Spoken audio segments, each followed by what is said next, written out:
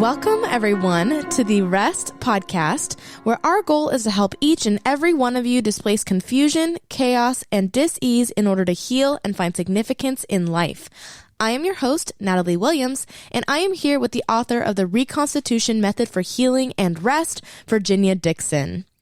I am super excited for you all to hear this conversation between author, spokesman, and trauma life coach Michael Unbroken and Virginia. Last week, Virginia and Michael had a Zoom call to talk about his story and how he has turned his life tests into his testimony in order to help others heal. Y'all are in for a ride, so strap in, get comfortable, and maybe even grab a notepad because there is a lot to learn in this jam-packed episode.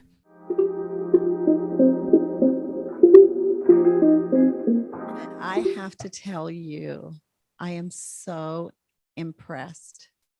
I am so thankful for the likes of you. Beyond, I'm speechless almost, actually. I read your whole story, and as you can imagine, doing this for so many years, I hear a lot of stories.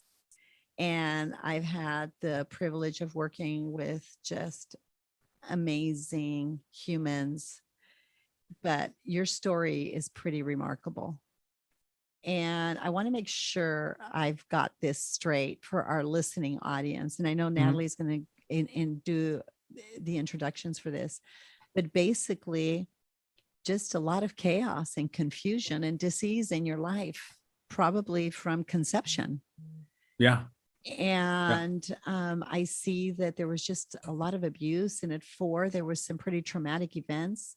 So I wanted you to, and then just the story continues until you reach this point of, wait a minute, I was meant for more than this, that quiet, still voice, right? That I think is the voice of God, just drawing us and calling us to live for more, because there's something so beautiful and sacred in our common humanity. But I want you to tell our listening audience a little bit about your story. Yeah, absolutely. You know what, here's the reality. I understand something now that I didn't understand 10 years ago, 12 years ago, 25 years ago. And that is really that hurt people, right? You hear that analogy so often, but it's deeper than that. It's trauma begets trauma, right? It's abuse begets abuse. And so, you know, my mother was a drug addict and alcoholic. At 4 years old, she cut off my right index finger. And people always go, well, how could your mother do that? And I go, well, because that was her experiences. She suffered pain and abuse, and her mother before her, and so on and so forth. So, you know, it makes sense to me, right? Which is a weird thing to say, right? And people get caught up. What do you mean it makes sense? And then I look at my stepfather, who she married at 6, super abusive dude. He put me in the hospital multiple times. You know, we spent the majority of our childhood homeless and deeply in poverty. And so, you know, you find yourself in this position where you're like, well, of course my life's a disaster when I'm 18, 24, whatever, right? And that all comes from all those experiences that you have leading up till that moment. And, you know, the greatest thing that I've ever done in my life is, honestly, I know it sounds insane, but hit rock bottom. Because without that, I wouldn't be where I am today. And you can go into all the litany of the abuse. You can talk about all of the experiences that one has, and ultimately in that there is pain, there is suffering, but there's also this other side of it that I noticed that many people tend to tap into, and that's just incredible resilience. Like I've always felt like I'm capable of doing anything, but I never was focused on doing the right things, right? And so, you know, I find myself at 12 years old, I get high for the first time, drunk when I'm 13. And by 15, I'm expelled from school for selling drugs. I had no idea what I was going to do with my life. And so the thing that started to happen is I'm selling drugs, I'm stealing cars, I'm breaking into houses, I'm running from the cops. My 3 childhood best friends, they were all murdered. Wow. And that was the life I was living. Like, I saw my future. And luckily I got put into a last chance program. I still didn't graduate high school on time. They literally hand me the diploma. They're like, you just got to get the hell out of here. We don't even know what to do with you at this point. And I was like, all right, cool. Money is the solution for poverty. Money is the solution for homelessness. Money is the solution for abuse. I'm going to go chase money. Well, that thing happened to me that happens to people when they get money for the first time, and my life became a complete and utter disaster. And so I find myself at 25, I'm 350 pounds, smoking 2 packs a day, drinking myself to sleep. And that's when I put a gun in my mouth. Wow. I was done. Wow. Virginia, it's like the money was supposed to solve all my problems, That's right. and it didn't. And I was still that hurt, lost, broken little boy. I hadn't done the work. I hadn't stepped into the first step in the first chapter of this book of healing. And ultimately, you fast forward almost 12 years later, and here I am talking to you. Right. What happened at that point when you really got to the place where you put a gun in your mouth? What happened that, one, exactly what drove you to that? What was a triggering event that drove you to that day, that afternoon, that week? And what was the thing that saved you? So I don't think there's one event. Like, I think it's this avalanche, right? It's this series of all of these things happening for 25 years. It's all the pain, all the suffering, I'd been suicidal since I was like 12 years old. You know what I mean? Like, I just been in those thought patterns constant. Like, I'll tell you right now, the only reason I didn't kill myself as a kid is because I was too dumb to take the right number of Tylenol. Like, dead serious. You know what I mean? And so instead of like overdosing, I took enough Tylenol to like puke my brains out. And that was just because, like, I just wanted to turn it off. That's it. I wanted to turn the pain off. I wanted to turn off all of those things that I had, the bullying, the homelessness, the poverty. Like, I had to steal food to survive. The threat of life. There's nothing more dangerous than being a child in my home. Right. And so yes, it was just I all hear these. I hear these stories all the time. Yeah, it's so common. But you're such an inspiration to me. I could hardly wait to speak with you. And I want to apologize that I wasn't able to have a private conversation before today, because I just want to tell you, you're like my hero. Oh, well, I appreciate that. This is what heroes are made of. This is the stuff I think heroes are made of, because I always said that the enduring voices of a generation always speak to the triumph of the human spirit. And there's something sacred in the life of you, Michael, that said, wait a minute, I think I'm meant for more than this. And it's that quiet, still voice of providence, I think, that was a form of protection. Because I think I could unwrap your story with you right now, and you can say, Virginia, there were so many times that it was like the hand of God really saved my life. I should have died so many times.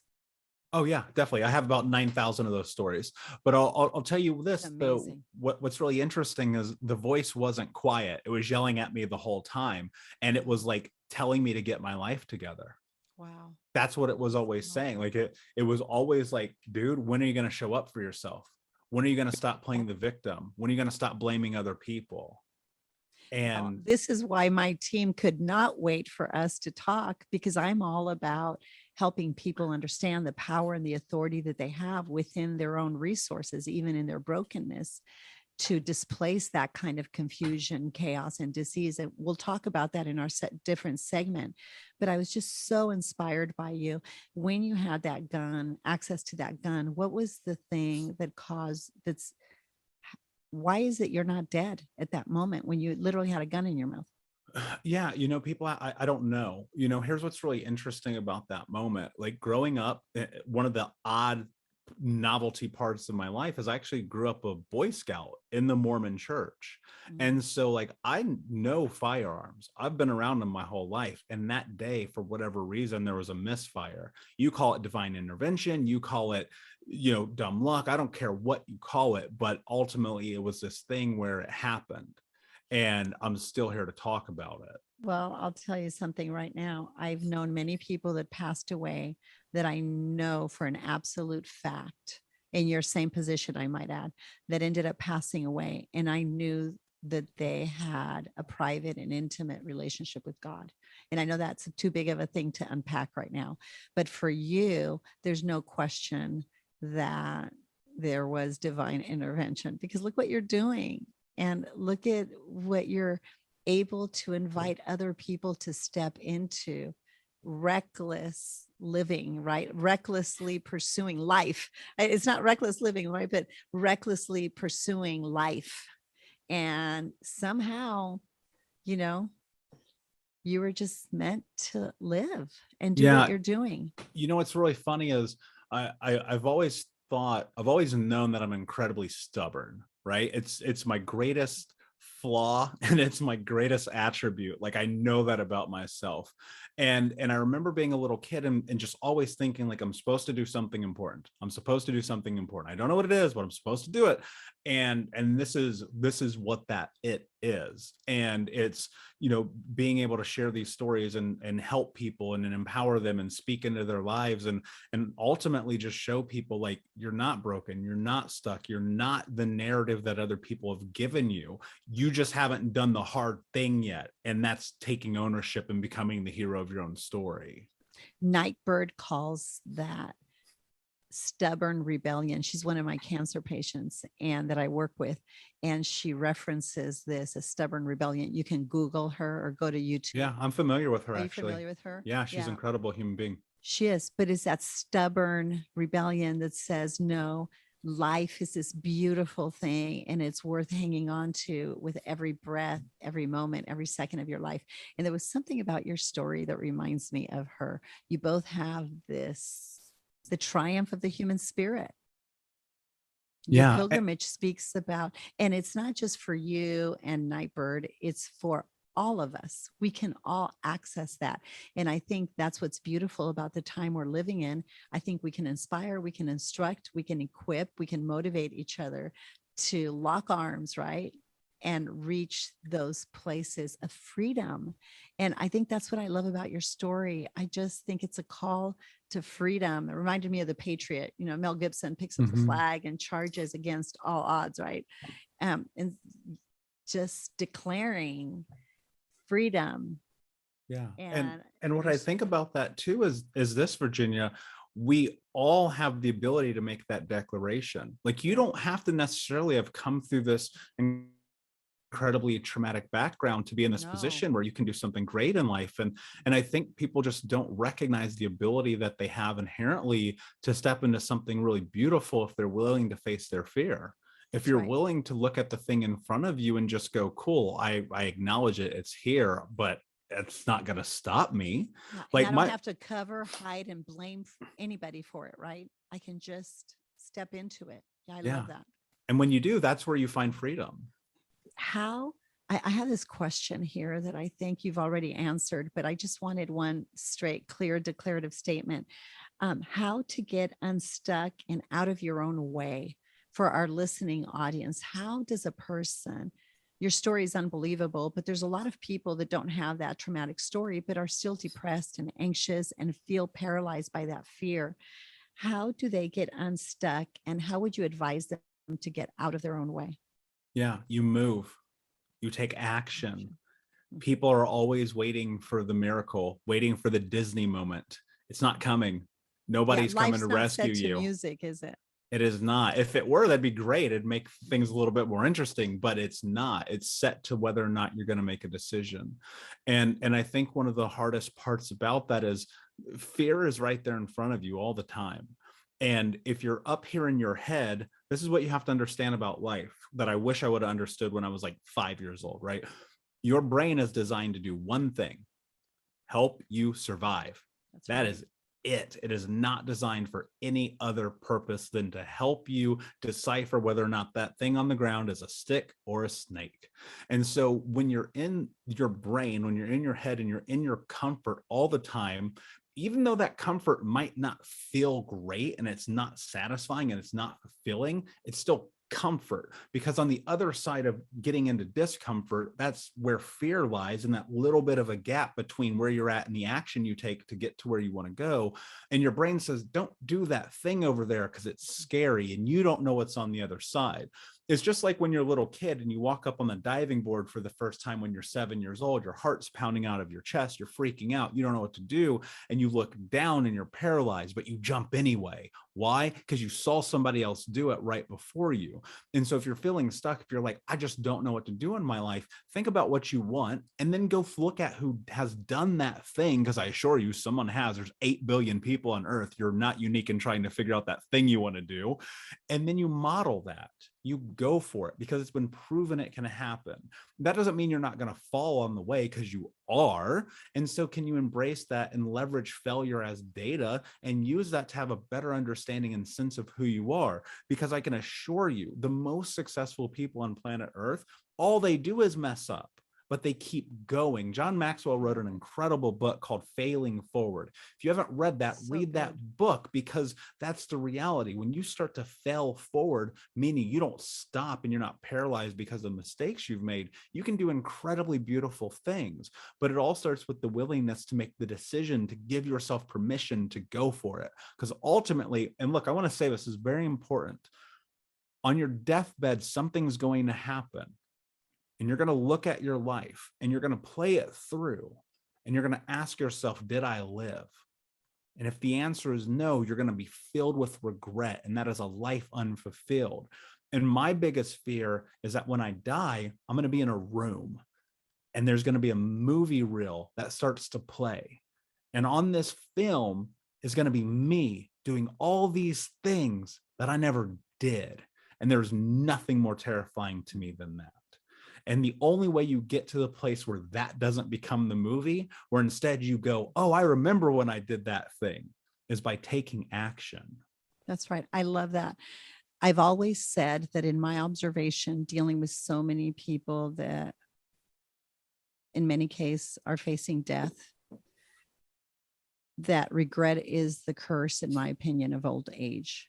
And so you want to live without regrets. And that means facing your fears. Why you must educate yourself in order to heal is very important. And I think you touched on it. Is there anything that you've omitted from that? Because I think you just addressed it, but why do you think education is important in order to heal? Yeah, because you don't know anything.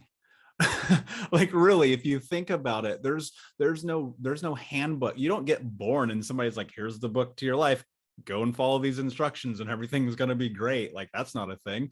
And so if you don't educate yourself, how do you make meaning of understanding how you got to where you are? Like, context. I don't have a high school diploma. I don't have a college education, but I've done my 10,000 hours in trauma-informed education. I have over 35 certifications. I've studied under the best in the world, Pete Walker, Bessel van der Kolk, the Gottliebs, everybody, right? Because I'm like, how do I make my life better if I'm not learning? How do I make my life different if I'm not learning, right? I'd rather shortcut effectively all of the misfires and mistrials along the way to figuring out what you already know by just reading your book or listening to your podcast or coming to your course.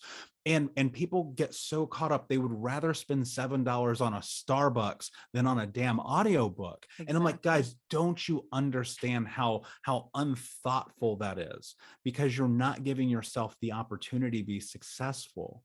Because when I recognized that I don't know anything is when I became the most empowered, because that forced me into this position where I decided I'm going to become the learner. And when you shift your identity, that's everything. Exactly. And the ingredient to that is humility, is seeing your own depravity, your own brokenness, seeing and embracing exactly where you're at and saying, this isn't where I want to stay. There's so much more. Social media is an enemy of the soul, in my opinion. It just, I know that's a little severe, but no, it's not. I agree. It's not real. It's not real. And it robs us of attention, of time, of our hopes, our dreams, our passions. And it creates this whole community of comparison that is just a false narrative on all fronts. And I was wondering if that was ever a struggle for you, the whole social media component and facet of our times and this generation. Did you ever get stuck and trapped in that whole thing? No, Was it because I grew up with it. So Mhm. I kind of always understood it. So you didn't You give it know, power over you?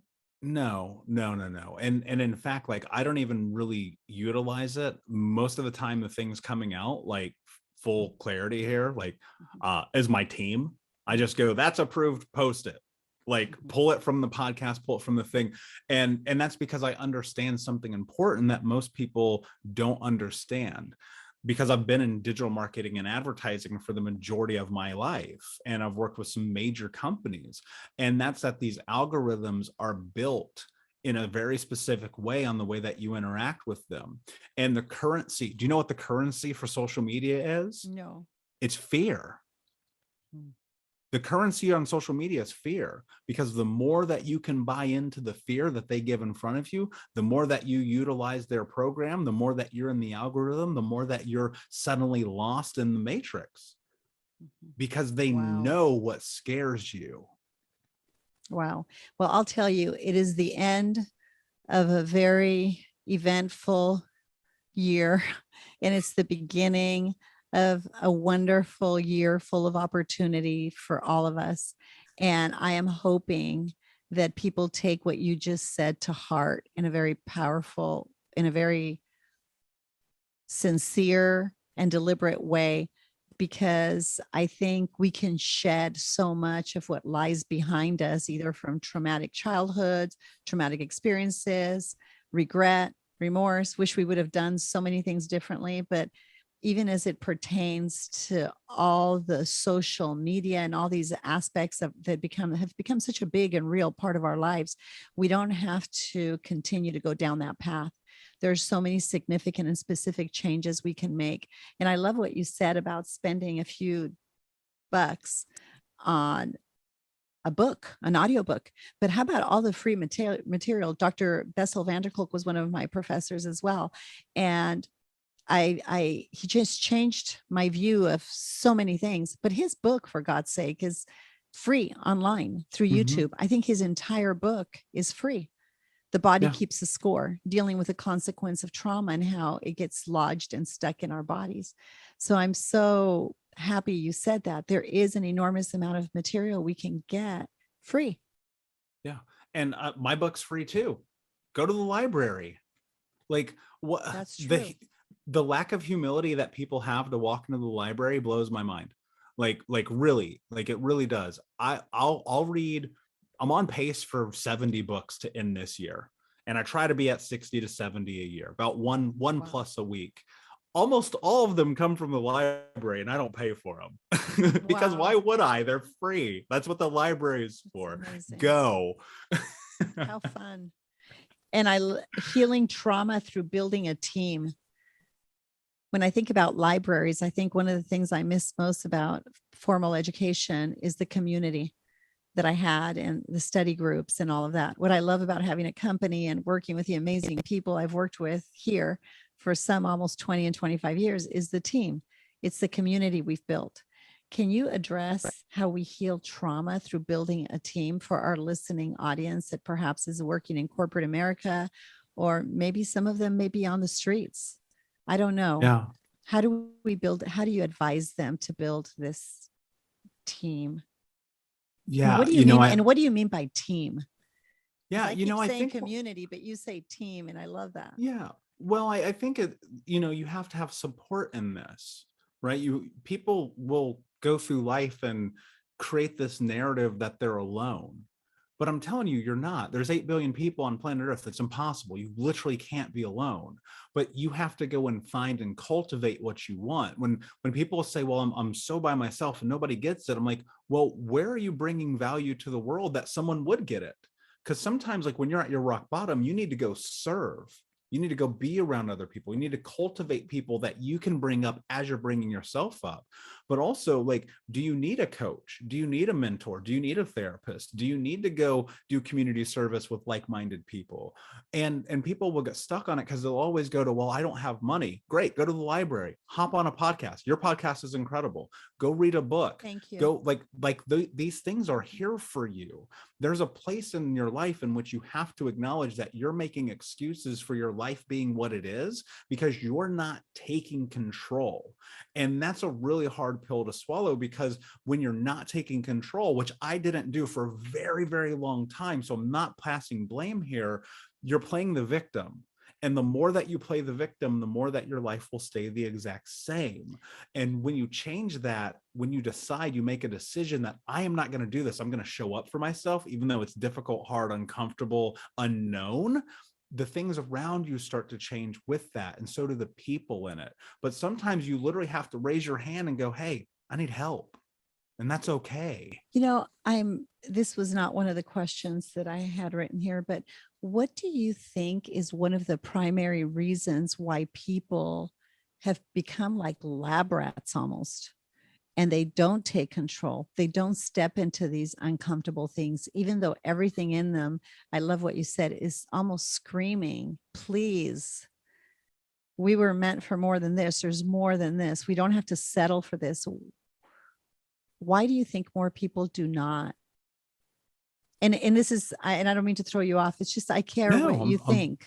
Yeah, no, I have the answer. It's very simple. Yeah. Think about this. When you're third grade, you color the moon purple. Miss Smith comes up to you and says, you know what, Virginia, that ain't how you do it. What is wrong with you? Do what everyone else does. And then you go through school, and then you go through college, and then you go through the workforce. Where have you ever found identity in that? And now you're in this position where your life is feeling like a disaster, but you're doing all the things. You got the corporate job, you have the $80,000 car, you got the husband and 2 kids and the dog, and you're drinking yourself to sleep every single night. Why? Because you're miserable, because you're not living into your authentic self, while you're simultaneously doing the thing that everyone said you're supposed to do.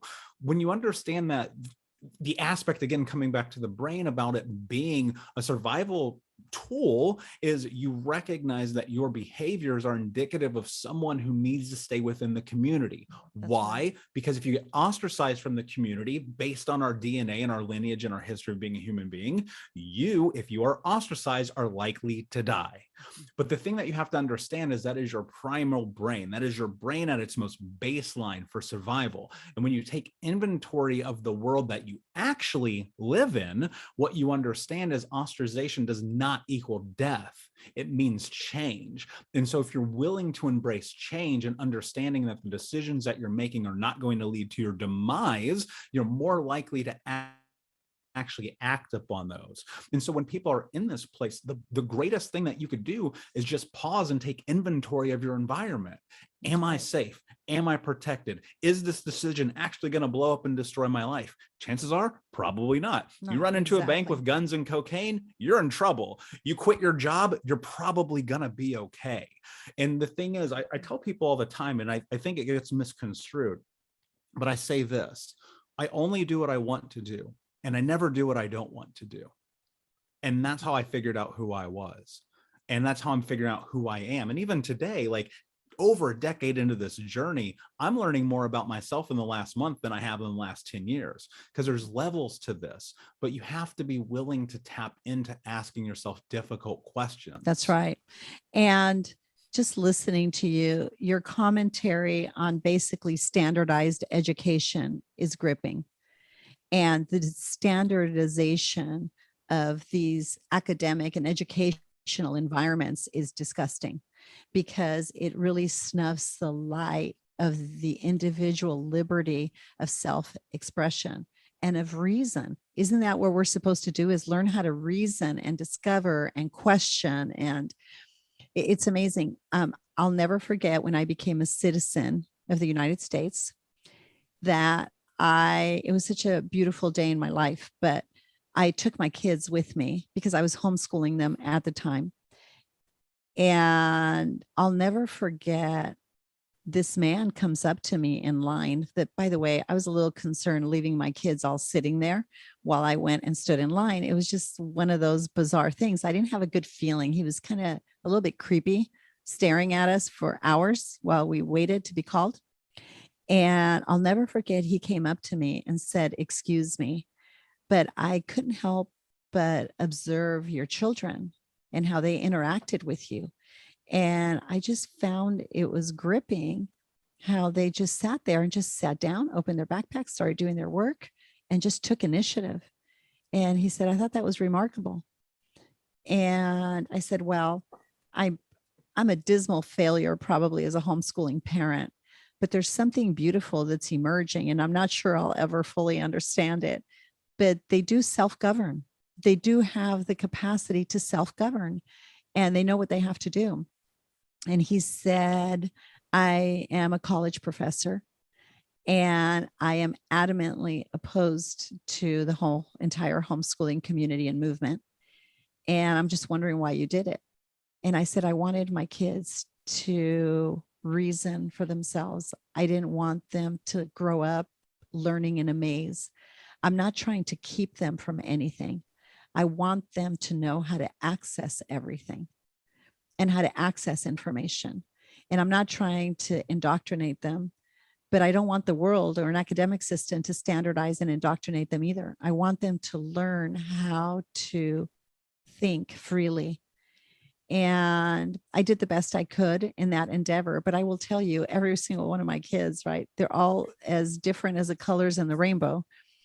But one thing that's always brought me a great deal of pleasure, and that's why I loved hearing you say that, is how they're not afraid to question everything. And even when they find themselves drinking the Kool-Aid with any particular thing, I've watched the ups and the downs and the turnarounds and the cul-de-sacs of their lives. I've watched them develop as people. But I think one of the most gratifying things has been is to see them exercise their capacity to self-govern and to think freely about things that at times were very much against my perspective of what was wise. But I've seen them become fully human, fully complete, whole.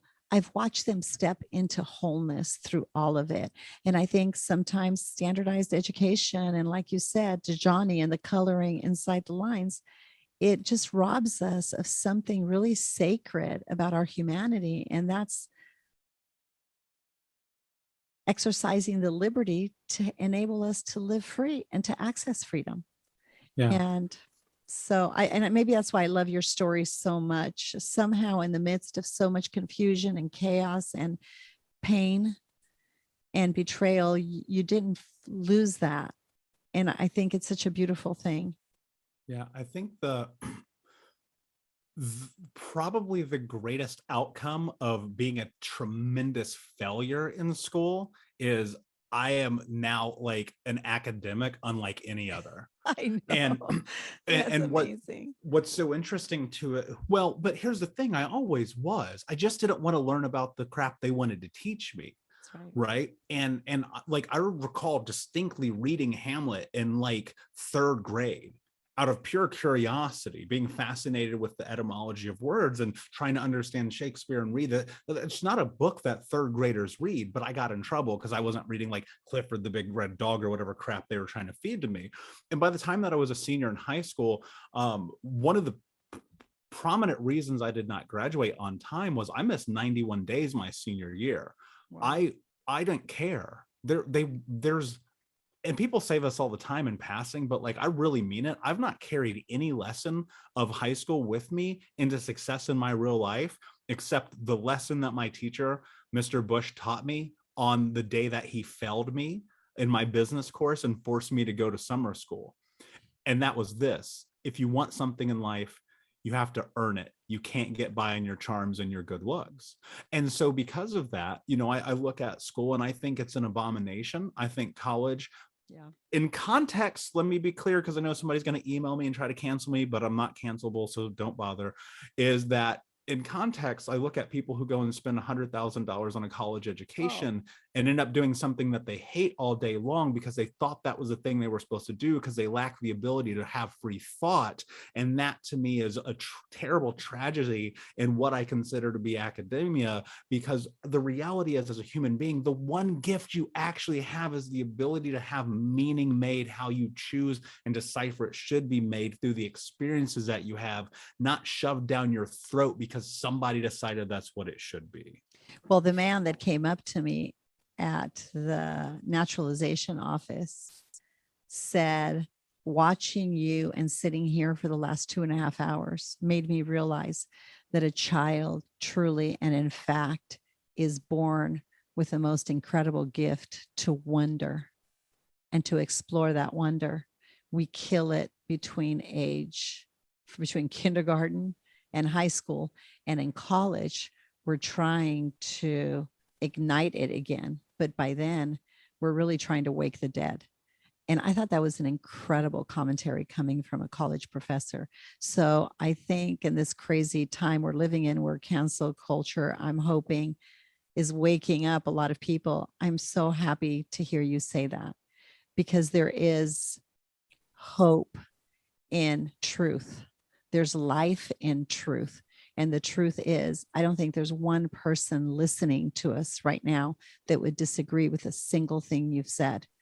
Obviously, formal education has its benefits and it's wonderful to learn, but that's what you're about, the beauty of learning and these amazing resources that are accessible, by the way, to all of us through YouTube, for God's sake. All these professors are posting these amazing lectures. You can learn more about the brain through YouTube channels right now, and these lectures that are posted by these amazing professors than I did when I sat in my I know. It's amazing. I feel bad for you for wasting all that money on something that I get for free every day. That's right. Exactly. And you know what? This was so many years ago, right? Education and the cost of education wasn't what it's become. But now I don't want it to be a source of discouragement for people. On the contrary, people like you and I have to rally them to the cause of liberty and freedom and learning and everything that's accessible to us. Yeah, education is everything. I mean, I've literally been in rooms with PhDs getting continuing education who are hundreds of thousands of dollars into school debt, which look, I respect, I understand what they're trying to do, but I'm like, well, I only paid $200 for the course. I paid $500 for the course. I'm right here with you. That piece of paper you're chasing so desperately, like that's not actually going to be the thing that defines you. And if you don't let go of that, man, I feel bad for you, because the truth is, you can have all the plaques on the wall that you want. That doesn't make you studious. There's a big reset, right, Michael? There's a big reset happening. And I want everybody to jump on board and know that the sky's the limit. You can do and achieve. But the key is, be careful with propaganda. Think for yourself, weigh out, right? Perspectives, ideas, research, and don't just drink the Kool-Aid. But the world is open for us like never before. So yeah, and look, and don't believe your own stuff either, because the truth is, for a long time, I settled. I said, this is who I'm supposed to be. And then I decided that I didn't want to be that person anymore. And when you adapt a growth mindset, when you really adapt a growth mindset and you dive into education and you learn, you build a team of people around you and you give more than you take and you educate yourself, it's unbelievable what you will do. I've accomplished things that were where I'm from that people would deem as impossible. I mean, I'm a kid with no real literary background who wrote a #1 best-selling book, who's spoken on stages in front of 10,000 people, who have a #1 podcast in the world, who's traveled the world, live all these different countries. And I was homeless when I was 8 years old. Stop limiting yourself. Whatever that narrative that you have that you can't, if you eliminate that, you will tap into greatness. Well, the enduring voices of a generation will always speak to the triumph of the human spirit, and you are that voice. And I can't even begin to tell you how thankful and how honored I am that you reached out to us, because it's a joy to rally with you in our own sphere, and it's wonderful. Changing your life after hitting rock bottom. What's your final word on that? Yeah. The people that say, I have hit rock bottom. I am just, you don't understand, Michael. Yeah.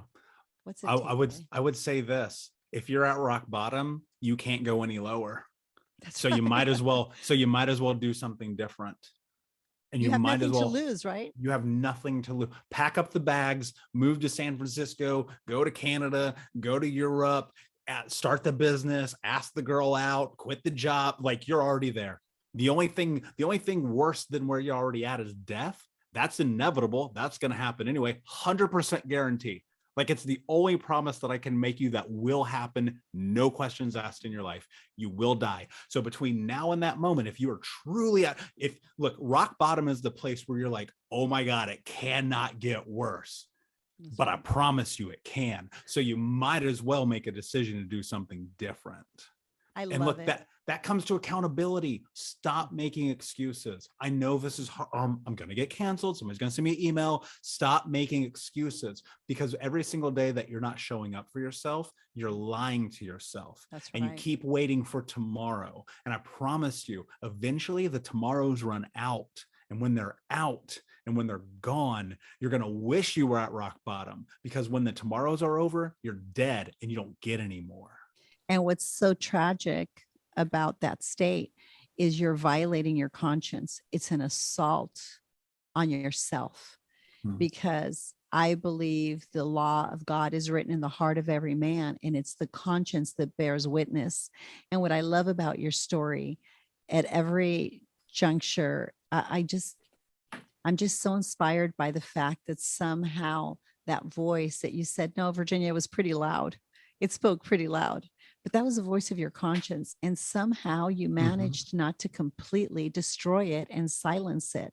And that is your greatest resource and access. And you can find your strength there if you begin to understand. And we're going to talk a little bit about that when you interview me. But I love that concept that you really have. No, the truth. Here's the truth. You really have everything within yourself, every resource within yourself, to completely change the trajectory of your entire life. Yeah, you do. And But you you're a have to living honor it. testimony. Exactly. You have to honor it. And you're a living testimony of that. And I'm so inspired by you. The power of mentors. This is the final question, I guess, that I would like you to address. Yeah. What is the power of a mentor? I would not be where I am without them. The only thing I wanted when I was a little boy was a father. But it wasn't like, as I got older, I recognized it wasn't a father. That's not what I wanted. I wanted guidance. I wanted leadership. I wanted someone to put their hand on my shoulder and say, hey, this is the path. Or, hey, it's going to be okay, whatever that was. And having a mentor, like, you can call it a coach too, right? Either or, it doesn't matter. But no one great has ever done anything by themselves. We need that person one step in front of us, so we don't have to step on the landmine as we go through navigating this thing. And having that person one step ahead of you is everything. And your mentor, it can be a book, it can be a podcast, it can be your therapist to some extent, right? Or it can be the person that you hire, who you literally come to and they say, hey, where are you trying to go? All right, great. Let's formulate the game plan, create accountability, and go for it. And I would not be where I am in my life, or where I plan on going, without having mentorship. And look, there's levels to mentorship, and you have to invest into it, right? So I actually have an acronym around this called TEAM, TEEM, time, effort, energy, money. You're going to have to invest at least one, but chances are you're going to have to invest all four, because the reality is, if you're not pot committed, if you're not burning the bridges to take the island, if you're not committing first, you're never going to have change in your life. And one of the best things that you can do, like one of my friends, Dan, he has this amazing story. He was dead broke. He was homeless. He had $200 to his name. He had he had nothing. He spent his last $200 on a coach. Now he's a multimillionaire. He's like leading huge companies, amazing family, beautiful kids, the whole nine, because he committed. He invested in himself. Again, this is that Starbucks coffee thought. People are more willing to spend $7 on Starbucks than they are in themselves. There's something wrong with that, and you have to change it. And when you get into having a mentor, the best thing that happens is that you have a different perspective from someone who's already done the thing you're trying to do. And it's, you keep, and I'm so glad you're bringing up the whole, and nothing against Starbucks or having a cup of coffee they're going to with sue a me. friend. Yeah, exactly. No, there's nothing wrong with that, of course. And I know the spirit in which you're saying it, but I'm thinking it's not just that, it's drinks after work. It's the bottle of wine or 2 or 3 that you have over dinner. If you really start adding up what people spend just on drinks and alcohol, they can get amazing coaching for half of that. Yeah. I'm just stunned by what it costs to go out to dinner and have a few, watching people just have a few drinks. That's expensive. So if you're willing to make some minor adjustments in your life, and individually, you all know what those are, all of a sudden it's doable. Change is accessible and it's doable. Yeah. And if you don't have money, because look, somebody is listening right now and they're single and they got 3 kids, they're working 4 jobs, they have no money. I respect that. I get it. That's right. It's called YouTube. It's YouTube. And that's why we do podcasts. That's why I do podcasts. Exactly. The reason we began, and I thought for sure when I read about you, I thought the reason Michael, I'm sure, puts all this out there, it's not like you and I need another thing to do, but it's to make, it's funny, but it's to make information accessible and to give people hope. Yeah. You don't have to stay where you find yourself. Michael, what a joy to speak with you. What an honor. I can't wait. I just hope we can continue and collaborate and do some amazing things together, because I just, honestly, people like you are my heroes. Well, I appreciate you. And thank you so much for the opportunity. It's absolutely my honor. Thank you.